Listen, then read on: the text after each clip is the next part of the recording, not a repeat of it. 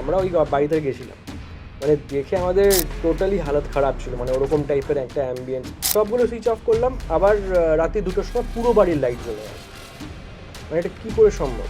তো ওখানে ওই বক্সটাতে লেখা ছিল একটা এতে হিব্রু ভাষাতে যে এখানে যদি কোনো মেয়ের ব্লাড দেয় তবেই এটা অ্যাক্টিভেট হয়। তো আমার ওয়াইফ গিয়ে নিজের 2 ফোঁটা ব্লাড ওর মধ্যে দিয়েছিল। एक बहुत ही इंटरेस्टिंग सी चीज़ है जो हम सभी ने बचपन में देखी है। घर में मौसा मामा दूर का कोई रिश्तेदार आता है, वो कहते हैं कि एक दिन रात को सुनसान गली में वो जा रहे थे, उनका सामना किसी औरत से होता है, उनसे वो एड्रेस पूछते हैं, कोई भी इंटरेक्शन होता है, नीचे देखते हैं उसके पैर उल्टे हैं। ये स्टोरी हर हाउस होल्ड में चलते आई है, हर एक बचपन में हम सभी ने एक्सपीरियंस किया है।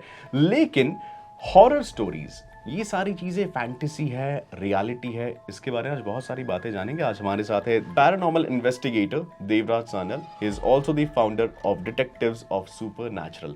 Welcome to red FM. Thank you. इतनी इंटरेस्टिंग क्यों होती है ये सारी चीजें, ये फैसिनेशन क्यों है, कब से है इंसान का? एक्चुअली जब हम लोग ये काम शुरू किए थे तो हम लोग को भी ये काम बहुत फैसिनेटिंग लगता था।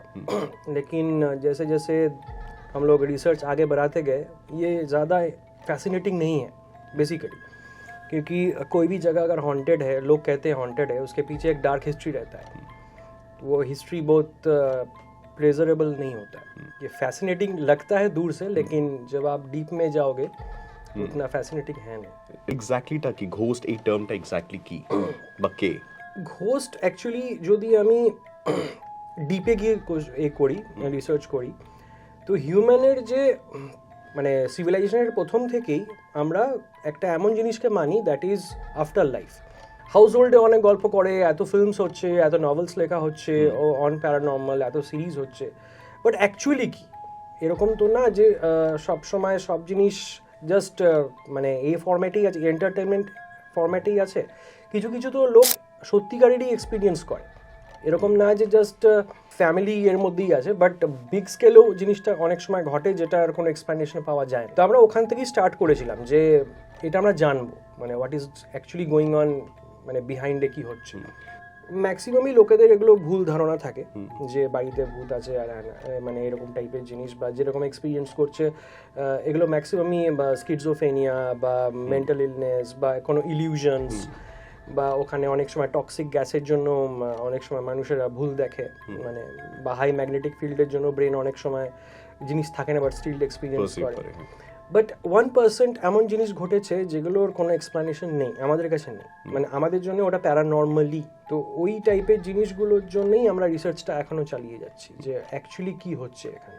একটা সাধারণ মানুষ and তারপরে যখন he transition into a ghost or such entity, he gets superpower, he can levitate things, he can summon someone, he can make them do things. So like in scientific terms exaggerate করা, এগুলো একটুখানি ফিল্মসের জন্য আর web সিরিজের জন্য এগুলো exaggerate করা। যখন আমি প্যারানর্মাল ইনভেস্টিগেশন করব ভাবিনি, তখন আমি ক্লাস 8-এ পড়ি। আমার বাবা ছিল ট্রান্সফারেবল জব, তো আমি ওখানে গেছি, মানে নতুন জায়গা, নতুন কোয়ার্টার, একটা জায়গা, একটা মাঠ ছিল ওখানে, একটা ফিল্ড ছিল, ওখানে সব বাচ্চারা খেলতো, মানে আমারই এজের অনেক বাচ্চারা খেলতো। ওই ফিল্ডের জাস্ট পাশে একটা পুরনো একটা অ্যাম্বাসেডার ছিল, পুরনো মানে ওটা টোটালি ডেজার্টেড, মানে কিচ্ছু নেই গাড়িটার মধ্যে। ইভিনিং হয়ে গেছে, মানে ওই পয়েন্ট অফ টাইমে ওই গাড়ির লাইটগুলো জ্বলে উঠলো। মানে স্ট্রেঞ্জ, এটা কি করে হতে পারে। সবাই ভাবলাম যে ওটা রিফ্লেকশনে হয়েছে। আবার তাকিয়েছি সবাই, ফিল্ডে সবাই তাকিয়েছে গাড়িটার দিকে, ওই টাইমে আবার গাড়িটার লাইটগুলো জ্বলে উঠলো, মানে সবার সামনে, নন রিফ্লেকশন ছিল না। সবাই দৌড়ে গেলাম, দেখি গাড়ির বোনেট টোনেট কিচ্ছু নেই, ব্যাটারি বলে কিচ্ছু নেই, কী করে জ্বললো কোনো আইডিয়া নেই কারো। তো ওই টাইমে আমার প্রচণ্ড ভয় পেয়ে গেলাম। তারপরে আমরা বাড়িতে আছি, আমি, মা আর আমার বোন। আর ওখানে কি হতো, বিহারে সন্ধেবেলা লাইট চলে যেত, আর আমরা এখানে তো অত অভ্যেস ছিল না, আমরা লাইটগুলোকে অফ করতে ভুলে যেতাম, আর রাত্রিবেলা যখন লাইট আসতো আবার লাইটগুলো জ্বলে থাকতো। তো আমার মা বললো, নেক্সট ডে যখন আমরা ভুলে গেছিলাম লাইটগুলো জ্বলছে, তো মা বললো যে তুই লাইটগুলোকে অফ করে দে যখন লাইটটা মানে চলে গেল। তো আমি অফ করে দিলাম। রাত্রি 2টোর সময় লাইট এসছে, পুরো বাড়ির লাইট অন আছে। তো সব তো আমি অফ করলাম, কি করে আবার জ্বলে আছে। তারপরে নেক্সট দিন মা বললো এবার কিন্তু তুই বন্ধ করবি, তুই কিন্তু আগের দিন বন্ধ করিসনি। আমি মাকে বললাম, মা দেখো আমি সবগুলো সুইচ অফ করলাম, সবগুলো সুইচ অফ করলাম, আবার রাত্রি 2টোর সময় পুরো বাড়ির লাইট জ্বলে আছে। মানে এটা কী করে সম্ভব? এই গল্পটা যখন হচ্ছে আমরা আমাদের কোয়ার্টারের যে পাশের যে বাড়ি আছে তাকে বললাম, পাশের কোয়ার্টারে যিনি থাকেন, বললেন যে আমার বাড়িতেও সেম ঘটছে। মানে এটা শুনে তো আমাদের ফিউজ উড়ে গেছে, মানে এটা কি করে সম্ভব? Exactly. How old were you? আমি তখন ক্লাস 8-এ পড়ি, আমার মনে হয় 12 কি ওরকম হবে। তো এই জিনিসটা যখন আমরা আমাদের বাবার যে ওখানে কাজ করে মানে অ্যাসিস্ট্যান্ট বা কেউ হবে, তো উনি বললেন এইখানে কিছুদিন আগে একটা ইলেকট্রিশিয়ান পোল থেকে পড়ে মারা গেছে, তবে থেকে এই পুরো এরিয়াটাতে এরকম হচ্ছে। মানে এই এক্সপিরিয়েন্সটা আমার একলা না, একটা মাস এক্সপিরিয়েন্স ছিল। That is including the ambassador car. হ্যাঁ হ্যাঁ, মানে ওখানে যতগুলো মানে ইলেকট্রিক প্রবলেমস ছিল, মানে ডিস্টারবেন্স চলছিল, বা টিভিতে প্রবলেম, কারো এটাতে প্রবলেম, কারো ওটাতে প্রবলেম, মানে ইলেকট্রিসিটি দিয়েও যতখানি কমিউনিকেট করতে পারছিল ও করছিল। এটা এটা এর থেকে কি বলবো আমি, এটা নর্মাল কি paranormal? Definitely paranormal. So what happens when energy leaves the body, when consciousness is out of the body? এটা In layman terms, what happens after death? এটা বোঝাতে গেলে আমাকে একটা এক্সাম্পল দিতে হবে, সেটা হচ্ছে 1970s-এ ইউএস ফেডারেল গভর্নমেন্ট একটা প্রজেক্ট স্টার্ট করেছিল। প্রজেক্টটার নাম হচ্ছে স্টারগেট প্রজেক্ট।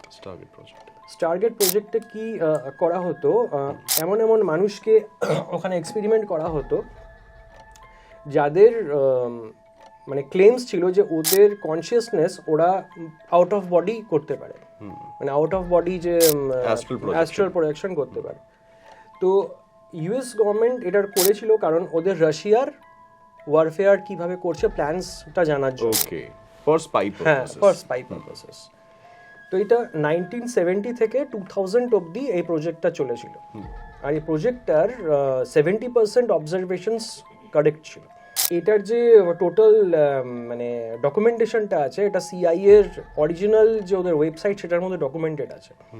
মানে টেলিপ্যাথি, সাইকোকিনেসিস, এরকম টাইপের যে এগুলো সত্যি যেগুলো হয়, মানে এগুলো অ্যাকচুয়ালি ওদের কাছে ডকুমেন্টেশন আছে। কিছু মান্থস আগে একজন আমাদের ফোন করে আর বলে যে ও নিজের মানে ফ্ল্যাট না বাড়ি একটা কিছুদিন আগে একটা মানুষকে রেন্টে দিয়েছিল, কিন্তু এই রেন্টে দেওয়ার পরেই কিছুদিন পরেই মানুষটা মারা যায় যে রেন্টে ছিল। টেনেন্ট মারা যায়। কিন্তু যখন ও টেনেন্ট মারা যায় ও আর ওই ঘরে ঢুকতে পারছে না। এখন তো পয়েন্ট হচ্ছে এই যেই টেনেন্ট থাকতো এই বাড়িতে, সেই টেনেন্ট কোনোদিন বাড়ি থেকে বেরোতো না। মানে ও কি করতো কেউ জানে না, ও শুধু বেরোতো, নিজের খাবার নিত আর ঢুকে যেত, আর ভেতরে কি করছে না করছে কেউ জানতো না। যখন এ মারা যায় তখন কিন্তু ওরা বুঝতেও পারেনি যে ভেতরে মারা গেছে, 2 দিন পরে বুঝতে পারে যে মারা গেছে। তো এই ঢুকে গিয়ে দেখে বাড়ির ডেঞ্জারাস অবস্থা, মানে পুরো বাড়ির মধ্যে উইয়ার্ড দেওয়ালের মধ্যে সব সাইন্স আঁকা, তার মধ্যে অদ্ভুত ধরনের সব বুকস ছিল। মানে বুকস মানে যেগুলো ডিমনিক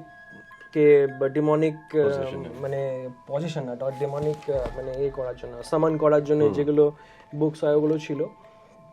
এরকম টাইপের অনেকগুলো জিনিস ছিল যেগুলো একেবারেই নর্মাল কেউ ইউজ করে না।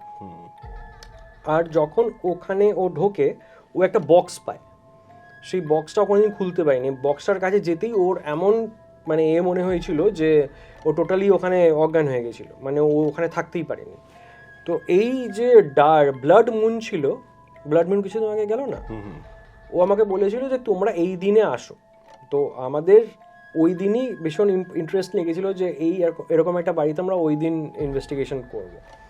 আর ও বললো যে এই বক্সটা খুব ইম্পর্টেন্ট। তো আমরা ওই বাড়িতে গেছিলাম, মানে দেখে আমাদের টোটালি হালত খারাপ ছিল। মানে ওরকম টাইপের একটা অ্যাম্বিয়েন্স, মানে খুবই টাইপের একটা অ্যাম্বিয়েন্স, মানে কি বলবো ওটাকে, ওয়ার্ডটা কি বলে, ক্রিপি কাইন্ড অফ কি বলবো। তো ওখানে ওই বক্সটাতে লেখা ছিল একটা হিব্রু ভাষাতে যে এখানে যদি কোনো মেয়ের ব্লাড দেয় তবেই এটা অ্যাক্টিভেট হবে। বাট আমরা জানতাম না যে কি ব্যাপারটা। তো আমার ওয়াইফ গিয়ে নিজের 2 ফোঁটা ব্লাড ওর মধ্যে দিয়েছিল। আর ইট ওপেন্ড? হ্যাঁ, না ওরকম ভাবে ওপেন না, আমরা ওপেনই করেছিলাম নর্মাল ভাবেই, বাট ব্লাড দিয়েই করেছিলাম যাতে ওটা কিছু, আমরা চাইছিলাম যে কিছু হোক বা ওটাকে ক্যাপচার করি। আর ওটা থেকে আমরা একটা বুক পাই, দ্য টোটালি মানে উইয়ার্ডেস্ট বুক আমরা ওটা বলতে পারি। মানে এত অজীব অজীব সাইন্স দেওয়া, পিকুলিয়ার্স অফ ড্রয়িংস করা, এরকম টাইপের একটা বুক। আমরা এখনো ইনভেস্টিগেশনটা চালাচ্ছি যে আমরা জানার চেষ্টা করছি এই মানুষটাকে। One thing which is common is something happens after death. Either you go to hell or you go to heaven. What's your take on this? देखिए, हेल एंड हेवन तो उस तरह से होता नहीं है मेरे हिसाब से। कोई अगर इस वर्ल्ड में कोई खराब या फिर कोई बुरा काम करता है तो मेरे हिसाब से उसका भी कोई एक पॉइंट ऑफ टाइम में उसको भी वही चीज़ एक्सपिरियेंस करना होता है। যেমন কি আমি একটা জিনিস এক্সপেরিমেন্ট করেছিলাম। আমার বাবা একজন বড় জুডিশিয়াল অফিসার, ঠিক আছে? তো যখন আমি একটা এই রিসার্চটা করছিলাম, তো আমি আমার বাবাকে বলেছিলাম যে আমি না জেলে গিয়ে যারা যারা বড় বড় ক্রাইমস করেছে, যারা এই কনভিক্টেড মানে মার্ডার্স বা রেপ বা এরকম টাইপের যারা যারা, আমি এদের একটা স্ট্যাটিস্টিক্স নিতে চাই যে এরা জেলে কিভাবে মারা যাচ্ছে। অনেক সময় আমার কাছে আসে কোশ্চেন যে যদি ভূত থাকে তাহলে তারা বদলা নেবে না কেন? বড় বড় ক্রাইমস করেছে যেটা আরেকজনকে অনেক হার্ট করেছে। তো আমি দেখেছিলাম যে ওই জেলের মধ্যে একটা মানুষও ঠিকভাবে মারা যায়নি। মানে এরকম না যে বুড়ো হয়ে মারা গেছে, সবারই একটা আনন্যাচারাল ডেথ আছে। You mean to say something intervened? হ্যাঁ, কিছু না কিছু তো আছে যেটা ওকে হন্ট করছে। যেরকম অনেক মানুষ ক্রাইম করেও বেঁচে যাচ্ছে, হয়তো টাকা দিয়ে বা কিছু দিয়ে বা এসকেপ করে যাচ্ছে, কিন্তু তারা কতখানি খুশি আছে সেটা তো আমি জানি না। হয়তো ওই মোমেন্ট অফ টাইমে ও জেলে বসে নেই, বাট ওকে যে জিনিসটা হন্ট করছে না সেটা তো আমি জানি না, সে তো বলছে না বাইরে গিয়ে। কিন্তু তারা কোনো সময় ন্যাচারাল ডেথে মারা যায় না। সে একজন নাকি মানে জাস্ট একটা চৌবাচ্চার মধ্যে মারা গেছে, যেখানে ডুবার কোনো কারণ নেই।